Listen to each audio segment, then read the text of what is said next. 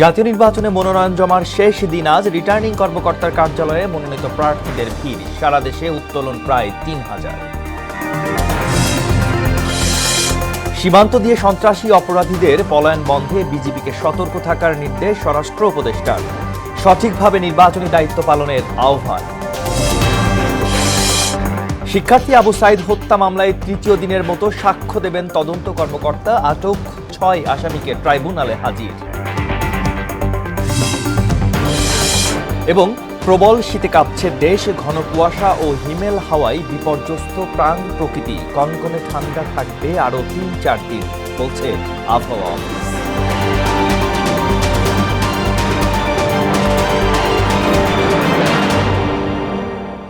আসসালামু আলাইকুম। মোহনা সংবাদে সবাইকে স্বাগত।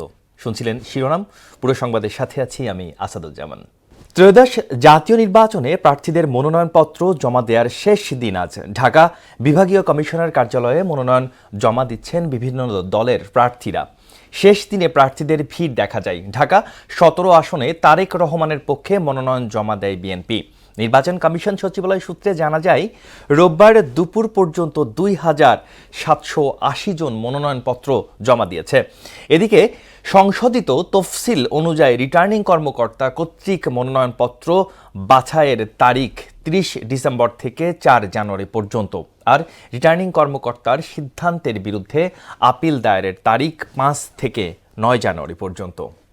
দেশনায়ক তারেক রহমানের পক্ষ থেকে ঢাকা ১৭ নির্বাচনী এলাকার আমার সাথে আমাদের সহকারী সমন্বয়কারী ডক্টর ডোনার এবং আমাদের ঢাকা মহানগর উত্তরের সংগ্রামী আহ্বায়ক আমিনুল হক সহ আমরা ৫ জন এখানে এসেছি আজকে ওনার পক্ষ থেকে মনোনয়নপত্র জমা দিতে। মনোনয়নপত্র জমাদানের বিষয়ে জানাতে ঢাকা থেকে সহকর্মী মফিউর রহমান এবং বগুড়া থেকে যুক্ত হচ্ছেন সহকর্মী রাসেল কবির। শুরুতে যাচ্ছি মফিউরের কাছে। মফিউর, ঢাকা বিভাগে কতগুলো মনোনয়ন সংগ্রহ করা হয়েছে আর জমাদানের বিষয়ে আমাদেরকে আপনি জানাবেন।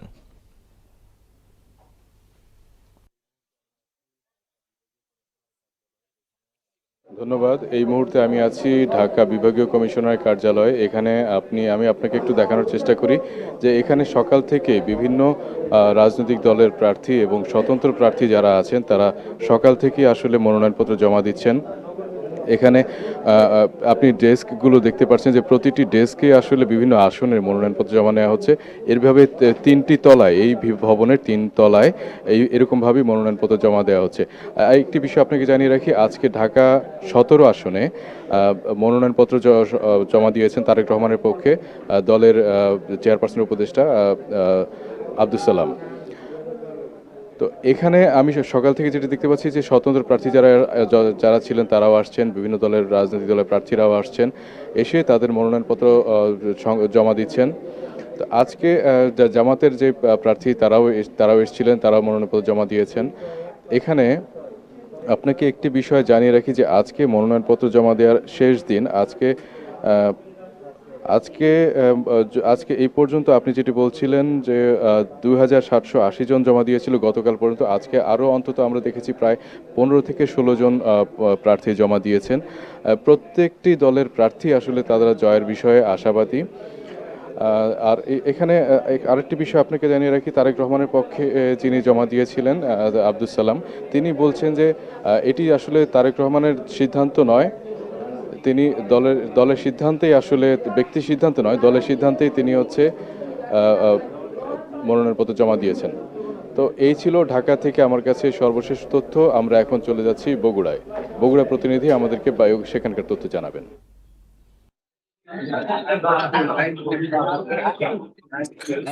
আসলে যেমনটি আপনি বলছিলেন ঢাকার খবর, বগুড়া তো ঠিক তদ্রুপ। এই মুহূর্তে আমি রয়েছি বগুড়া রিটার্নিং অফিসারের কার্যালয়ের সামনে আমি রয়েছি। এখানেও কিন্তু 11টা থেকে 5টা পর্যন্ত আসলে মনোনয়ন উত্তোলন এবং সর্বশেষ আজকে জমা হবে।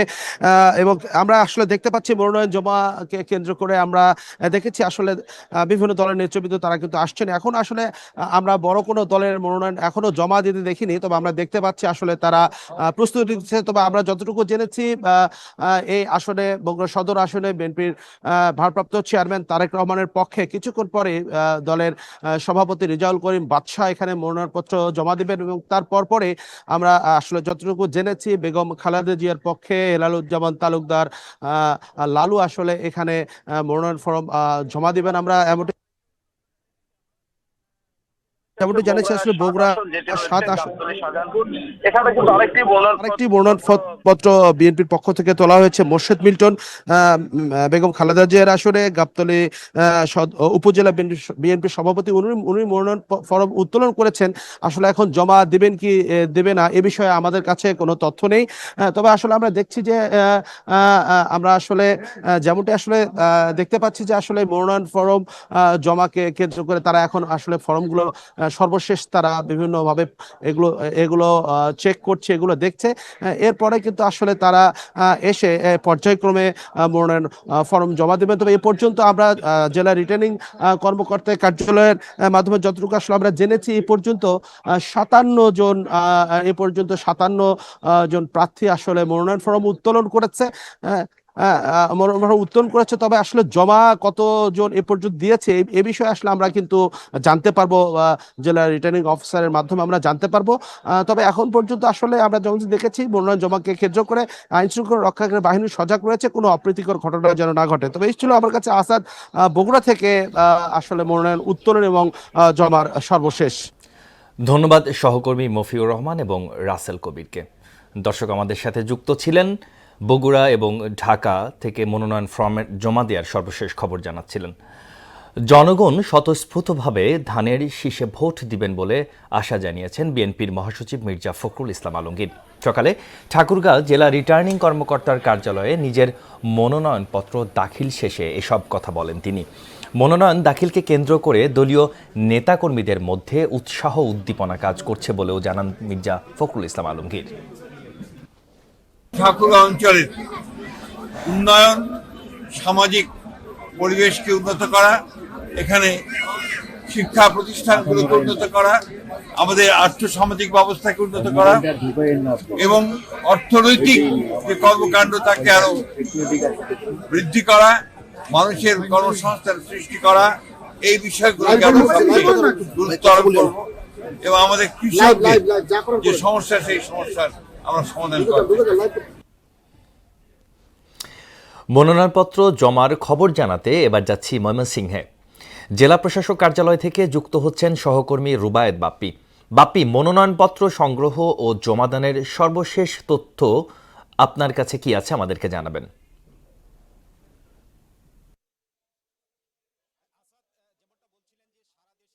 কিন্তু আজকেও ময়মনসিংহে উৎসাহ উদ্দীপনার মধ্যে দিয়ে কিন্তু বিভিন্ন দলের প্রার্থীরা তাদের মনোনয়নপত্র জমা দিচ্ছেন। তো আমি এখন আছি জেলা প্রশাসকের কার্যালয়ে। তো এখন আমি যে বিষয়টি দেখতে পেরেছি যে সকাল থেকেই কিন্তু বিভিন্ন প্রার্থীরা কিন্তু তাদের দলীয় কর্মী সমর্থকদেরকে নিয়ে কিন্তু তারা উৎসব মুখর পরিবেশে মনোনয়নপত্র জমা দিচ্ছেন। এখন কিন্তু ভেতরে অবস্থান করছেন ময়মনসিংহ সদর 4 আসনের যে প্রার্থী আবু ওহাব আকন্ত, তিনি তার মনোনয়নপত্র জমা দিচ্ছেন এবং আমার সাথে একজন প্রার্থী রয়েছে। আমরা ওনার কাছে জানতে চাই যে এই যে মনোনয়নপত্র জমার বিষয়ে আপনারা কেমন দেখছেন? আজ দেখুন, নির্বাচন হচ্ছে যে একটা গণতান্ত্রিক প্রক্রিয়ার ক্ষেত্রে আমাদের দেশের যে একটা গণতান্ত্রিক আবহ সেটা আসলে তৈরি করে। এই আবহাওয়ার যে জায়গাটা, সেই জায়গা থেকে আমরা একটা উৎসাহ উদ্দীপনার মধ্য দিয়ে আমরা মনে করি যে সারা দেশে এই নির্বাচনটা হবে অবাধ, সুষ্ঠু, নিরপেক্ষ নির্বাচন। গত 17 বছর যাবৎ যে মানুষ হচ্ছে এই নির্বাচনের আকাঙ্ক্ষা, সেটা মানুষের ছিল। আমরা মনে করি যে এরকম একটা সময় এসছে যে সময়টাতে আসলে এই মানুষের আকাঙ্ক্ষা পূরণের একটা জায়গা সেটা তৈরি হচ্ছে। সেই জায়গায় আইন শৃঙ্খলা বাহিনী, দেশের সরকার এবং হচ্ছে যে সমস্ত মানুষ, জনগণ মিলে এরকম একটা পরিবেশ আমরা হচ্ছে যে তৈরি করতে পারবো। আমি আরিফুল হাসান, বাসদ মার্ক্সবাদী দলের মনোনীত প্রার্থী, ময়মনসিংহ 3 আসন থেকে নির্বাচনে প্রতিদ্বন্দ্বিতা করব। আমরা সকল মানুষকে আমরা আহ্বান জানাই, আমরা দোয়া চাই, সমর্থন চাই এবং সহযোগিতা চাই মানুষের। সেই সহযোগিতার মাধ্যমে আমরা আগামী নির্বাচনে প্রতিদ্বন্দ্বিতাটা করতে পারবো। ধন্যবাদ। তো আসাদ, শুনছিলেন যে এখানে যে বিভিন্ন প্রার্থীরা আসছেন এবং তারা মনোনয়ন পত্র জমা দিচ্ছেন এবং তারা যেটি বলছেন যে একটি সুষ্ঠু নির্বাচনের মাধ্যমে কিন্তু তারা তাদের যে বিজয় সেটি চান, সুনিশ্চিত চান। তো আজকে সারাদিনেই কিন্তু ময়মনসিংহে উৎসবমুখর পরিবেশে কিন্তু মনোনয়নপত্র জমা দিচ্ছেন বিভিন্ন প্রার্থীরা। তো আসাদ, এই ছিল আমার কাছে ময়মনসিংহ থেকে মনোনয়নপত্র জমা দেনের সর্বশেষ। বাপি, আপনাকে ধন্যবাদ। ময়মনসিংহ জেলা পরিষদ ময়মনসিংহের জেলা প্রশাসকের কার্যালয় থেকে আমাদের সাথে যুক্ত ছিলেন বাপ্পি। ত্রয়োদশ জাতীয় সংসদ নির্বাচনের ধানের শীষের প্রার্থী হিসাবে আনুষ্ঠানিকভাবে মনোনয়নপত্র জমা দিয়েছেন বিএনপির যুগ্ম মহাসচিব অ্যাডভোকেট আব্দুস সালাম আজাদ। দুপুরে মুন্সিগঞ্জের লৌহজং উপজেলায় সহকারী রিটার্নিং অফিসারের কার্যালয়ে মনোনয়নপত্র দাখিল করেন তিনি। এ সময় আব্দুস সালাম আজাদ জানান, 17 বছর মানুষ ভোট দিতে পারেনি, এবার একটি সুষ্ঠু নির্বাচন অনুষ্ঠিত হবে বলে আশা জানান মুন্সিগঞ্জ 2 আসনের ধানের শীষের এই প্রার্থী। ভোটাররা নির্বিঘ্নে ভোট দেওয়ার পাশাপাশি একটি অবাধ সুষ্ঠু নির্বাচন অনুষ্ঠিত করাই প্রশাসনের মূল লক্ষ্য বলে জানান লৌহজং উপজেলার নির্বাহী অফিসার ফারজানা ববি মিতু। ত্রয়োদশ জাতীয় নির্বাচন এটা সুষ্ঠু, অবাধ এবং মানে একদম নিউট্রাল হবে, এর বাইরে আসলে আমাদের আর কোনো নির্দেশনা নাই। যে কোনো সময় আপনার দুর্ভিক্ষ দেখা দিছে অথবা কোনো রকম কোনো বন্যাজনিত কারণে শীতার্থের প্রশ্নে বিষয়, আমি আমার নেতাকর্মীদের নিয়ে তাদের পাশে ছিলাম। আমরা একটা সুন্দর নির্বাচন এইখানকার জনগণ, সারা বাংলাদেশের জনগণ তারেক রহমানের নেতৃত্বে উপহার দিবে এবং তার নেতৃত্বে আশা করব যে আগামী সরকার ব্যবস্থা এবং পার্লামেন্টের সংখ্যাগরিষ্ঠতা তার নেতৃত্বে বাংলাদেশ জাতীয়তাবাদী দল অর্জন করবে। দেশের মানুষ এই বাংলাদেশ জাতীয়তাবাদী দলকে ভোট দিয়ে পার্লামেন্টে পাঠাবে। দর্শক, মনোনয়নপত্র জমার বিষয়ে আরও জানাতে নির্বাচন ভবন থেকে যুক্ত হচ্ছেন সহকর্মী এমআর আসাদ। ঢাকা মহানগরীতে মনোনয়নপত্র জমার বিষয়ে আপনার কাছে কি তথ্য আছে?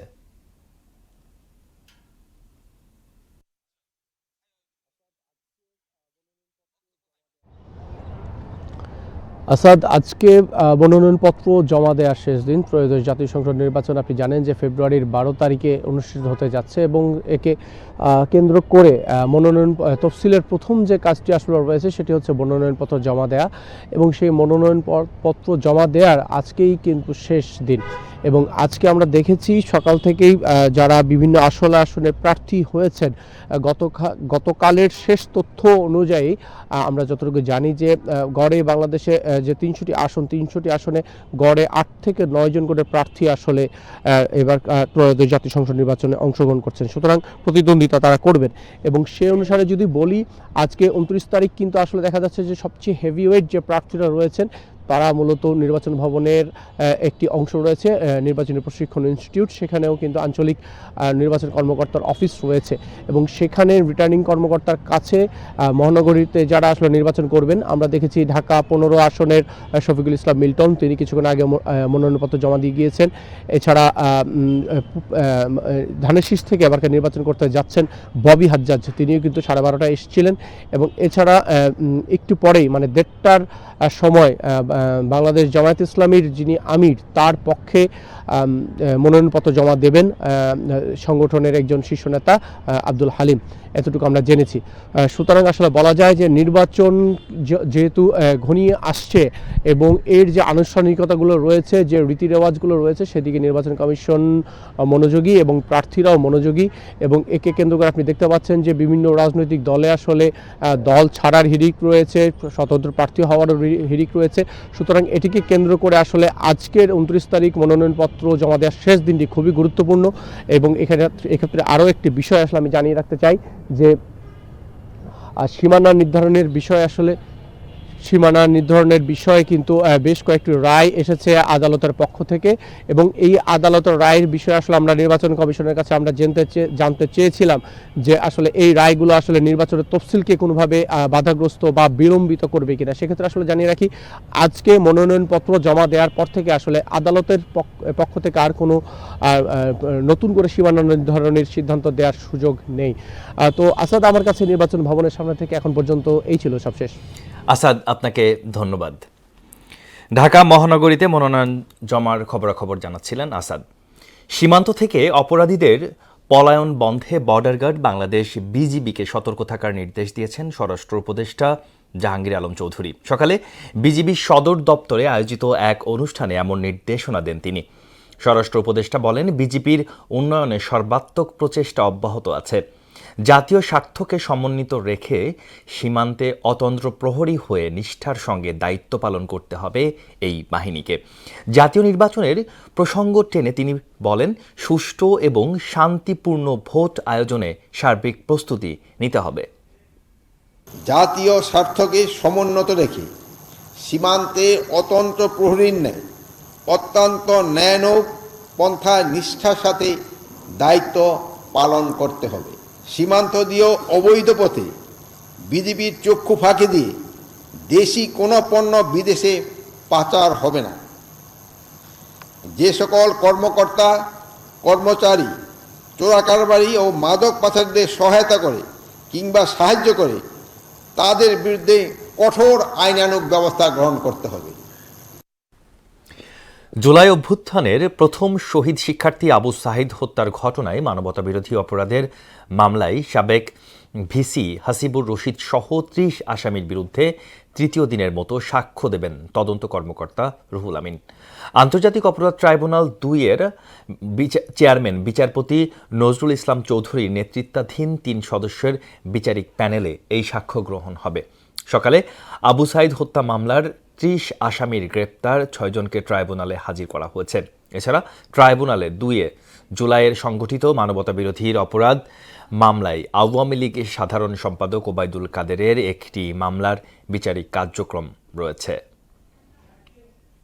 এ বিষয়ে আরও জানাতে আন্তর্জাতিক অপরাধ ট্রাইব্যুনাল থেকে যুক্ত হচ্ছেন সহকর্মী মেজবা রহমান। মেজবা, আবু সাঈদ হত্যা মামলা সহ ট্রাইব্যুনালের সার্বিক কার্যক্রম জানাবেন।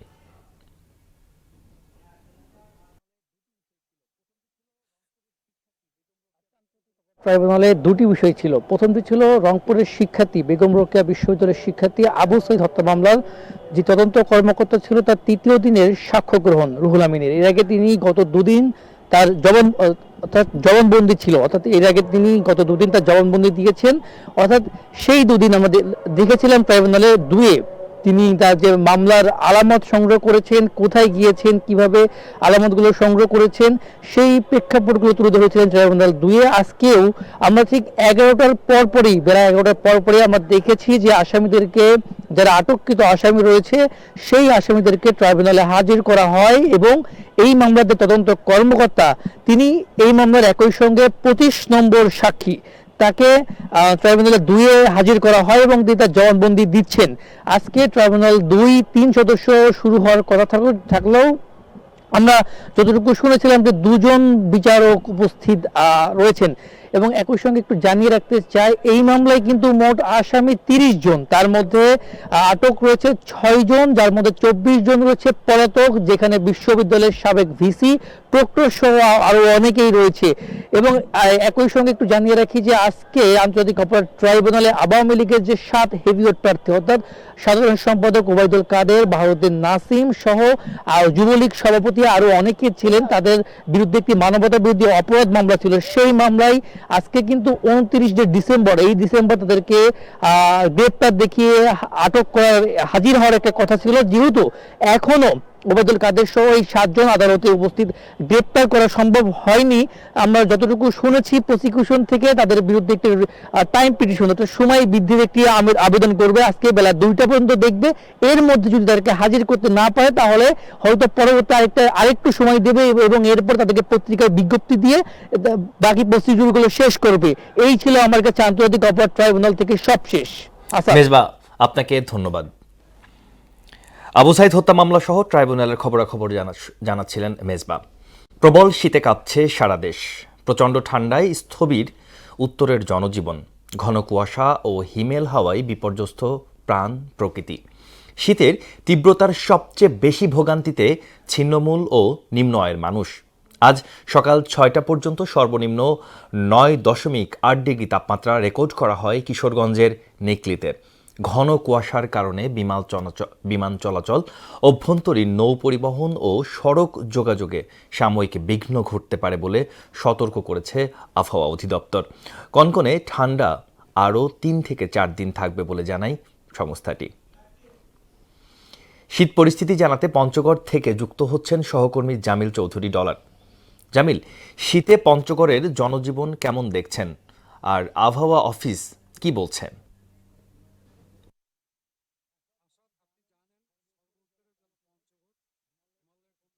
জেলায় শীতের তীব্রতা দিন দিন বেড়েই চলছে এবং এখানে শীত বাড়ার কারণে যে নিম্ন আয়ের মানুষগুলি সময় মতো ঘর থেকে বের হতে পারে না এবং কাজেও যেতে পারে না।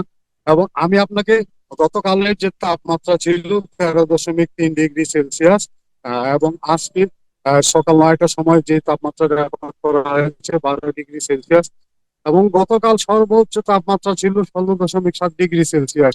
এবং আমি যে জায়গায় দাঁড়া আছি পঞ্চগড় করতোয়া নদীর তীরে, এখানে পাথর শ্রমিকরা যে সকাল থেকে কাজে নামে তারা কিন্তু কাজের সময় মতো নামতেও পারতেছে না এবং ঠিক মতো কাজ করতেও পারতেছে না এবং প্রতিদিন তাদের কাজের সময়টুকু 2 থেকে 3 ঘন্টা কমে আসে এবং তারা এই সময় কমে আসার কারণে তাদের যে ইনকাম এটিও কমে গেছে এবং অব্যাহত দুর্ভোগে এবং শীতার্ত মানুষজন যে সমস্যার মধ্যে পড়েছে। এবং এখানে আমি আধুনিক সদর হাসপাতালে গিয়ে দেখতে পাই শীতজনিত রোগী সংখ্যা এবং ডাক্তাররা বলেছেন যে শিশু ও বয়স্কদের প্রতি যত্নশীল হওয়ার এবং কাজ না থাকলে এবং লোকজন যেন ঘর থেকে বের না হয়। এবং পাশাপাশি আমি আপনাকে জানিয়ে রাখি যে পঞ্চগড়ে আমি জেলা প্রশাসক কাজী মোহাম্মদ সাইমুজ্জামানের সঙ্গে কথা বলি, উনি জানিয়েছেন এ পর্যন্ত 20,000 শীতবস্ত্র 5 উপজেলা কর্মকর্তাদের মাঝে চাহিদাপত্র দিয়েছে। পাশাপাশি বাংলাদেশ সেনাবাহিনী, পুলিশ, বিজিবি সহ তাতারা এবং অন্যান্য যারা গণ্যমান্য ব্যক্তি আছে তারা কিন্তু এই অঞ্চলের নিম্ন আয়ের মানুষের মাঝে শীতবস্ত্র বিতরণ করতেছে। এবং পাশাপাশি আপনাকে এও বলে রাখি যে এখানে যে শীতের যে দুর্ভোগ বাড়ার কারণে তারপর হচ্ছে ছুটির দিনগুলোতে বাইরে থেকে পর্যটকরা আসে শীত উপভোগ করার জন্য। আমি 2-1 জনের সঙ্গে কথা বলেছি, তারা যেমনটি বলছেন যে পঞ্চগড়ে আসার পরে তারা পঞ্চগড়ে হিমালয়ে যেটা বলতেছে যে বরফের মধ্যে পা দেওয়ার মতো অবস্থা এরকম অনুভূতি। ডলার, আপনাকে ধন্যবাদ। পঞ্চগড় থেকে আমাদের সাথে যুক্ত ছিলেন সহকর্মী ডলার। ময়মনসিংহের গফরগাঁয়ে দুর্বৃত্তরা রেল লাইন তুলে ফেলায় অগ্নিবীণা ট্রেন লাইনচ্যুত হয়েছে। এতে ঢাকা ময়মনসিংহ রুটে ট্রেন চলাচল বন্ধ হয়ে গেছে। ভোর 5:30টার দিকে উপজেলার শালটিয়া মাঠখোলা এলাকায় এই ঘটনা ঘটে। এতে হতাহতের কোনো ঘটনা ঘটেনি। ট্রেন চলাচল স্বাভাবিক হতে কত সময় লাগবে সেটি নির্দিষ্ট করে জানা যায়নি। শেষ করব মোহনার সংবাদ, যাবার আগে সংবাদ শিরোনামগুলো জানিয়ে দিচ্ছি আরও একবার।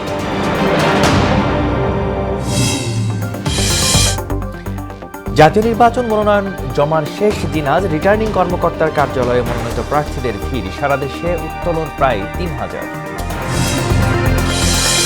সীমান্ত দিয়ে সন্ত্রাসী অপরাধীদের পলায়ন বন্ধে বিজিবিকে সতর্ক থাকার নির্দেশ স্বরাষ্ট্র উপদেষ্টার। সঠিকভাবে নির্বাচনী দায়িত্ব পালনের আহ্বান। শিক্ষার্থী আবু সাইদ হত্যা মামলায় 3য় দিনের মতো সাক্ষ্য দেবেন তদন্ত কর্মকর্তা। আটক 6 আসামিকে ট্রাইব্যুনালে হাজির। এবং প্রবল শীতে কাঁপছে দেশ, ঘন কুয়াশা ও হিমেল হাওয়ায় বিপর্যস্ত প্রাণ প্রকৃতি। কনকনে ঠান্ডা থাকবে আরও 3 থেকে 4 দিন বলছে আবহাওয়া অফিস। এই ছিল মোহনা সংবাদের সর্বশেষ সংবাদ। পরবর্তী বিকেল 5:30টায়, এর আগে বিকেল 3টায় দেখবেন সংবাদ এক নজরে। মোহনার সর্বশেষ খবর জানতে ভিজিট করুন www.mohana.tv। খবর দেখতে পারেন ফেসবুক, ইউটিউব। এতক্ষণ সঙ্গে থাকার জন্য ধন্যবাদ সবাইকে।